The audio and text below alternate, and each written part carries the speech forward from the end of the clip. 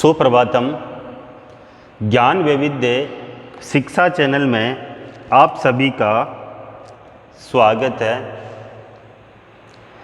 ज्ञान वैविध्य शिक्षा चैनल को आप सभी अधिक से अधिक सब्सक्राइब करें, लाइक करें। अगर कोई चीज़ समझ में नहीं आती है तो कमेंट में लिखकर भेजें। हमारा जो बिंदु था वो शिक्षा शास्त्री प्रथम वर्ष की सिलेबस के अंदर पाठ्य पुस्तक चलती है भाषा एवं पाठ्यक्रम। इस पाठ्य पुस्तक का हम पाठ्यक्रम के प्रकार को पढ़ रहे हैं। इसमें हमने विषय केंद्रित पाठ्यक्रम पढ़ा, बाल केंद्रित पाठ्यक्रम पढ़ा, अनुभव केंद्रित पाठ्यक्रम पढ़ा, बाल केंद्रित पाठ्यक्रम पढ़ा। आज हम अनुभव केंद्रित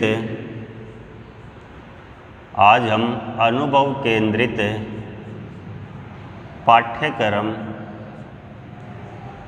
के विषय में अध्ययन करेंगे।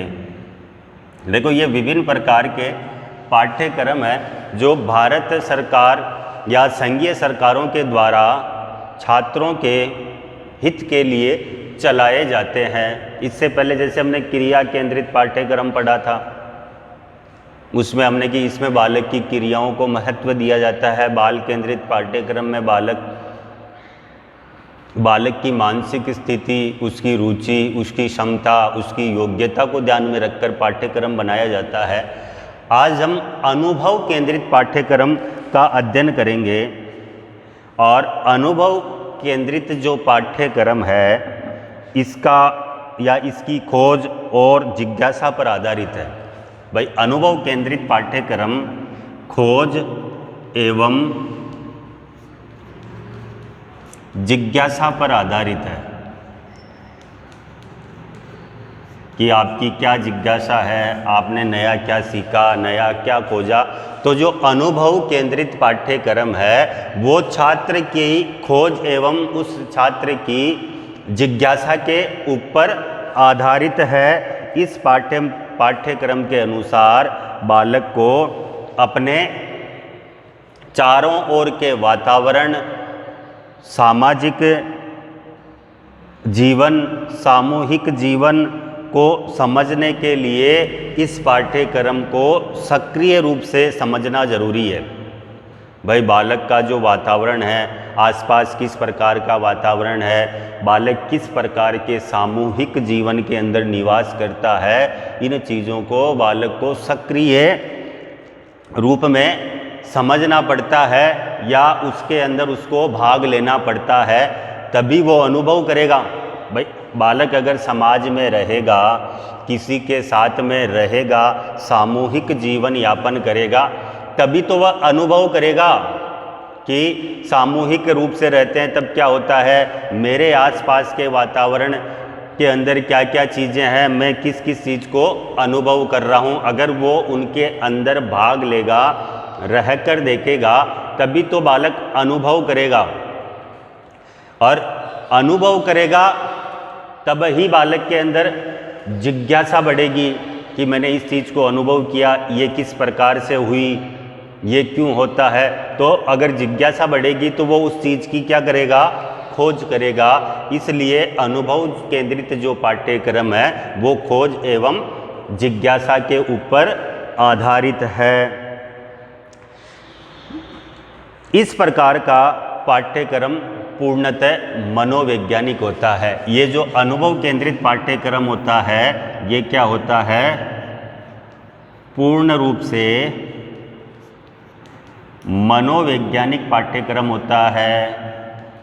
ये जो पाठ्यक्रम होता है ये पूर्ण रूप से मनोवैज्ञानिक पाठ्यक्रम बताया गया है। ध्यान रखना, अनुभव केंद्रित जो पाठ्यक्रम है ये पूर्ण रूप से मनोवैज्ञानिक है। और इसका संबंध किसका, अनुभव केंद्रित पाठ्यक्रम का संबंध किससे है, सीधा बालक से। अब बालक के अंदर बालक की रुचि, बालक की योग्यता, बालक की क्षमता, इन सब से भाई बालक से संबंध हो गया अनुभव केंद्रित पाठ्यक्रम। अब बालक से संबंध होगा तो उस बालक की क्या रुचि है, उस बालक की क्या योग्यता है या उसकी क्या आवश्यकता है। तो इसलिए कहते हैं कि अनुभव केंद्रित पाठ्यक्रम पूर्ण रूप से मनोवैज्ञानिक पाठ्यक्रम है, क्योंकि ये बालक की रुचियों, बालक की आवश्यकताओं, बालक की क्षमताओं के ऊपर आधारित है। और यह पाठ्यक्रम बताते हैं कि बहुत ही लचीला है। कौन? अनुभव केंद्रित पाठ्यक्रम। यह है बालक का सर्वांगीण विकास भी करता है। अनुभव केंद्रित पाठ्यक्रम से बालक का सर्वांगीण विकास होता है। एवं यह पाठ्यक्रम भौतिक एवं सामाजिक वातावरण का अधिक से अधिक लाभ उठाता है। जो भाई सामाजिक एवं भौतिक, जो भौतिक संसाधन होते हैं उनका अधिक लाभ उठवाता है। कौन? अनुभव केंद्रित पाठ्यक्रम। और बहुत सारे विद्वानों का मानना है कि अनुभव केंद्रित पाठ्यक्रम में शिक्षा के उद्देश्य स्पष्ट नहीं होते हैं, इसमें समय अधिक लगता है। ये तो गुण बताए, इसके बाद कहते हैं कि इसके अंदर या अनुभव केंद्रित पाठ्यक्रम को समझने में बहुत अधिक समय लगता है। और इसके अलावा इसके अंदर शिक्षा के जो उद्देश्य हैं, किसमें? अनुभव केंद्रित पाठ्यक्रम में शिक्षा के उद्देश्य स्पष्ट नहीं है, ध्यान रखना। और इसके अलावा इसको समझने में अधिक समय लगता है। यह क्रमबद्ध भी नहीं होता है। भाई जिज्ञासाओं के ऊपर आधारित है। बालक की कभी भी किसी भी प्रकार की जिज्ञासा हो सकती है, जिस प्रकार के वो वातावरण में निवास करता है। तो उन जिज्ञासा का कोई सीमा नहीं होता है, जिज्ञासा का कोई क्रम नहीं होता है। इसलिए अनुभव केंद्रित पाठ्यक्रम क्रमबद्ध नहीं है। इस पाठ्यक्रम को लागू करने के लिए धन और समय भी अधिक लगता है। भाई इस पाठ्यक्रम को अगर लागू करेंगे तो उसके अंदर धन व समय, ये दोनों क्या है? अधिक लगते हैं। ये इसके दोष हैं। और जो पहले पढ़े थे ये हमने, ये इसके गुण हैं। भाई जहाँ पर गुण होंगे, जहाँ पर अच्छाइयाँ होगी, उसमें बुराइयाँ भी होगी। तो वो उसकी कुछ बुराइयाँ हैं अनुभव केंद्रित पाठ्यक्रम की। इस पाठ्यक्रम के द्वारा विभिन्न अनुभवों को आपस में जोड़ा भी नहीं जा सकता। इस पाठ्यक्रम में क्या है? अनुभवों को आपस में जोड़ा नहीं जा सकता। मतलब इसके जो अनुभव होते हैं, उन अनुभवों को आपस में हम एक दूसरे के साथ में साझा भी नहीं कर सकते। तो ये था हमारा पाठ्यक्रम का चौथा प्रकार, अनुभव केंद्रित पाठ्यक्रम। इसको खोज एवं विज्ञान वाला पाठ्यक्रम भी कहते हैं। ये पूर्ण रूप से मनोवैज्ञानिक पाठ्यक्रम होता है। इस पाठ्यक्रम में बालक की रुचि, योग्यता, क्षमता, आवश्यकता को महत्व दिया जाता है। ये एकदम लचीला होता है। इससे बालक का सर्वांगीण विकास होता है। इसके बाद में इसके कुछ दोष थे कि इसमें शिक्षा के उद्देश्य स्पष्ट नहीं है। इसके बाद इसमें धन व समय अधिक लगता है। इसमें अनुभवों को आपस में जोड़ा भी नहीं जा सकता। आप इसको नोट कर लीजिएगा। अनुभव केंद्रित पाठ्यक्रम जो पाठ्यक्रम का प्रकार था, उसमें हमारा चौथा प्रकार है अनुभव केंद्रित पाठ्यक्रम। इससे पहले हमने विषय केंद्रित पाठ्यक्रम का विस्तृत रूप से अध्ययन किया। उसके बाद हमने बाल केंद्रित पाठ्यक्रम को पढ़ा, उसके बाद हमने क्रिया केंद्रित पाठ्यक्रम को पढ़ा, उसके बाद हमने अनुभव केंद्रित पाठ्यक्रम को पढ़ा। ये हमारा चौथा पाठ्यक्रम था, अनुभव केंद्रित पाठ्यक्रम। इसके बाद हम शिल्प केंद्रित पाठ्यक्रम का अध्ययन करेंगे। आगे का जो हमारा बिंदु है पाठ्यक्रम के प्रकार के अंदर वो है शिल्प केंद्रित पाठ्यक्रम। अब देखना, शिल्प केंद्रित छोटा सा है, ज़्यादा महत्व वाला नहीं है। वर्तमान के अंदर अगर जिस पाठ्यक्रम को सर्वाधिक महत्व दिया जाता है वो पाठ्यक्रम है बाल केंद्रित पाठ्यक्रम। बाकी जो पाठ्यक्रम है वो सभी जगहों पर लागू नहीं है। तो हमारा जो पाठ्यक्रम का 5वां प्रकार है वो है शिल्प केंद्रित पाठ्यक्रम। बहुत ही छोटा पाठ्यक्रम है, ज़्यादा चलता नहीं है। शिल्प केंद्रित पाठ्यक्रम, ये हमारा पाठ्यक्रम का 5वां प्रकार, शिल्प केंद्रित पाठ्यक्रम। देखो, शिल्प कला केंद्रित पाठ्यक्रम वह पाठ्यक्रम है जिसमें शिल्प कलाओं, अरे जो इसके अंदर जो शिल्प कलाएं होती है, हाथों से जो चीज़ें बनाई जाती है, जैसे बुनाई, सिलाई, ये होती है ना हाथ से किए जाने वाले कार्यक्रम। बहुत सारे जगह पर बच्चों की जहाँ पर कम पढ़ने में रुचि होती है या अलग कार्य करने के अंदर उनकी रुचि होती है, उन लोगों के लिए ये पाठ्यक्रम काम में आता है, शिल्प केंद्रित पाठ्यक्रम। इसमें बुनाई, सिलाई, कटाई,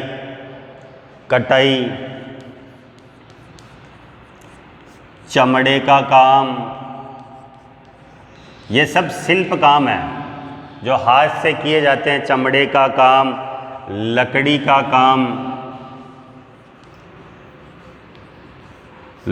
का काम, ये क्या है कि सभी शिल्प कलाएं हैं। तो शिल्प कला केंद्रित पाठ्यक्रम वह पाठ्यक्रम है जिसमें शिल्प कलाएं, जिनके एग्जाम या जैसे बुनाई, सिलाई, कताई, चमड़े का काम, लकड़ी का काम आदि को केंद्र मानकर बच्चों को दूसरे विषयों की शिक्षा दी जाती है। यह शिल्प केंद्रित पाठ्यक्रम है। मतलब शिल्प कला पाठ्यक्रम के अंदर यह इस प्रकार का पाठ्यक्रम है जहाँ पर बच्चों को इन बुनाई की, सिलाई की, कताई की, चमड़े का कार्य की, लकड़ी की कार्य की शिक्षा दी जाती है। वो शिल्प केंद्रित पाठ्यक्रम है। और हमारे शिक्षा के अंदर इस पाठ्यक्रम के बहुत ही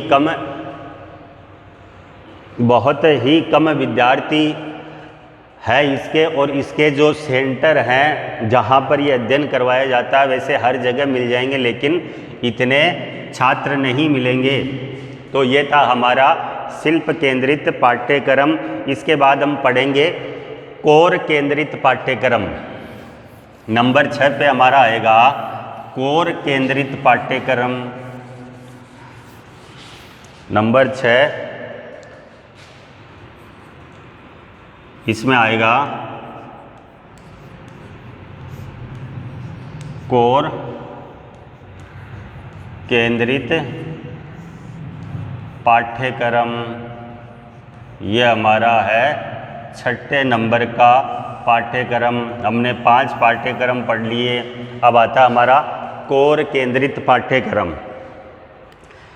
देखो, इसको ध्यान से पढ़ना है क्योंकि आपने देखा होगा, आपने क्या है कि जो पाठ्यक्रम है विषय केंद्रित पाठ्यक्रम आप पढ़ते हो, बाल केंद्रित पाठ्यक्रम आप पढ़ते हो, हम सब इन्हीं के यहाँ पर इन्हीं चीज़ों को पढ़ते हैं, इसलिए उन पाठ्यक्रमों के विषय में तो हमारे को पता है। लेकिन जैसे शिल्प केंद्रित पाठ्यक्रम है, क्रिया केंद्रित पाठ्यक्रम है, अनुभव केंद्रित पाठ्यक्रम है, इसके बाद हम पढ़ेंगे कोर केंद्रित पाठ्यक्रम है। इन पाठ्यक्रमों को हमारे को विशेष रूप से जानना जरूरी है कि इस प्रकार के भी पाठ्यक्रम होते हैं। इस प्रकार के पाठ्यक्रम में किसी विशेष या आधारभूत समस्या का तत्व विचार किए बिना सामान्यीकरण करते हुए समस्याएं व विषयों को एक साथ सम्मिलित किया जाता है। इसमें क्या है कि सभी विषयों को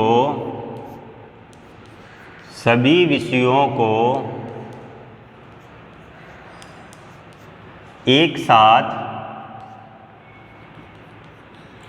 सम्मिलित किया जाता है। भाई सभी जितने भी विषय होते हैं उन सबको एक साथ सम्मिलित करके उनकी समस्याओं का निराकरण किया जाता है। कोर केंद्रित पाठ्यक्रम में, इस प्रकार के पाठ्यक्रम में समाज के बुजुर्ग जो लोग होते हैं, अरे जो हमारे समाज के अंदर जो बड़े बूढ़े जो लोग होते हैं, वो क्या करते हैं, बालक के अध्ययन के लिए उपयोगी सामग्रियों का चयन करते हैं। किसमें? कोर केंद्रित पाठ्यक्रम के अंदर हमारे समाज या हमारे परिवार के जो बड़े बुजुर्ग जो व्यक्ति होते हैं, वो लोग बालक के लिए शिक्षा की जो सामग्री होती है उसका चुनाव करते हैं कि बालक को अध्ययन के लिए किन किन आवश्यक तत्वों की या आवश्यक सामग्रियों की आवश्यकता होती है, उनका चुनाव किया जाता है। और दूसरी ओर अध्यापक और छात्र परस्पर सहयोग व ज्ञानार्जन की दृष्टि से उपयुक्त सामग्री का चुनाव करते हैं। बड़े बुजुर्गों ने कर लिया, और इन बड़े बुजुर्ग व्यक्तियों के साथ साथ में क्या है कि जो अध्यापक और जो छात्र होते हैं वो भी उपयुक्त या आवश्यक सामग्री का चुनाव करते हैं कि हमारे को अध्ययन कराने में, या हमारे को अध्यापक करता है कि हमारे को अध्ययन कराने में इस सामग्री की आवश्यकता होगी। छात्र सामग्री का चयन इसलिए करता है कि मुझे अध्ययन करने में ये सामग्री की आवश्यकता होगी, तो छात्र और अध्यापक भी अपने अध्ययन सामग्री का चुनाव करते हैं, आपस में परस्पर सहयोग करते हैं और ज्ञान का अर्जन करते हैं। किसमें? कोर केंद्रित पाठ्यक्रम में। और इन्हीं दोनों को कोर पाठ्यक्रम में सम्मिलित किया जाता है। किन दोनों को? अध्यापक और छात्रों को, कि ये दोनों आपस में परस्परम सहयोग करके ज्ञानार्जन करते हैं। किसका? बड़े बुजुर्गों के द्वारा चुनाव की गई अध्ययन सामग्री का, ज्ञान का अर्जन करते हैं। कौन? अध्यापक और छात्र दोनों परस्पर आपस में मिलकर, और इसी को कोर केंद्रित पाठ्यक्रम में सम्मिलित किया गया है। इसमें यह जरूर ध्यान रखना कि कोर केंद्रित पाठ्यक्रम के अंदर संपूर्ण विषयों को या उनकी समस्याओं व विषयों को एक साथ सम्मिलित किया जाता है, अलग अलग नहीं रखा जाता है। उनका जब चुनाव किया जाता है तो सामूहिक रूप से अध्ययन सामग्री का चुनाव किया जाता है। अब हम बात करें कि इसकी विशेषताएं कोर केंद्रित पाठ्यक्रम की, तो यह पाठ्यक्रम सभी छात्र छात्राओं की सामान्य आवश्यकताओं की पूर्ति का प्रयत्न करता है, कोशिश करता है कि हम सभी छात्रों की जितनी जो आवश्यकताएं होती है उसको इस पाठ्यक्रम के अंदर पूर्ण कर दें। इसके बाद कोर केंद्रित पाठ्यक्रम की जो विषय वस्तु होती है वो पारंपरिक विभाग तथा खंड समाप्त कर दिए जाते हैं, और इसमें जो जैसे अपन पढ़ रहे हैं, जैसे पाठ्य भाषा एवं पाठ्यक्रम, इसके अंदर जैसे पाठ्यक्रम के प्रकार, फिर इन प्रकारों में भी जैसे अब कोर केंद्रित पाठ्यक्रम, तो जो कोर केंद्रित पाठ्यक्रम है ना, इन सबको क्या किया जाता है? समाप्त कर दिया जाता है। इसमें सामूहिक रूप से अध्ययन करवाया जाता है, अलग अलग खंडों के अंदर इनको विभाजित नहीं किया जाता है। यह पाठ्यक्रम सबसे अधिक प्रचलित है। जैसे जो कंपटीशन की जब हम तैयारी करते हैं प्रतियोगिता परीक्षाओं की, वो क्या है कि कोर केंद्रित पाठ्यक्रमों के ऊपर आधारित होता है। आपने देखा होगा जो पेपर देते हैं उसमें सभी विषयों को एक साथ रखा जाता है। इसके अंतर्गत व्यापक निर्देशन कार्यक्रम की व्यवस्था भी रहती है। इसमें ज़्यादातर शैक्षिक कार्यक्रम छात्र एवं अध्यापक मिलकर आयोजित करते हैं। यह पाठ्यक्रम मनोवैज्ञानिक भी है और बाल केंद्रित भी है, और इस पाठ्यक्रम से बालक का सर्वांगीण विकास होता है।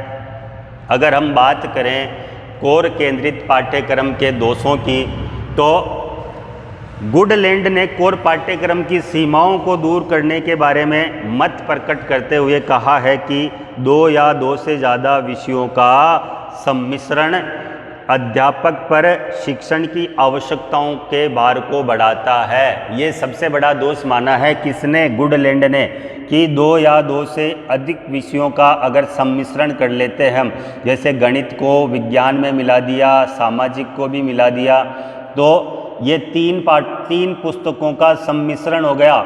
अब जो अध्यापक जो पढ़ाएगा, एक विषय को जो अध्यापक पढ़ाता है, अगर उसको 3 विषय मिलाकर दे देंगे तो उस अध्यापक के ऊपर भार अधिक हो जाता है। ये इसका कोर जो पाठ्यक्रम है इसका सबसे बड़ा दोष है, अध्यापक के ऊपर भार।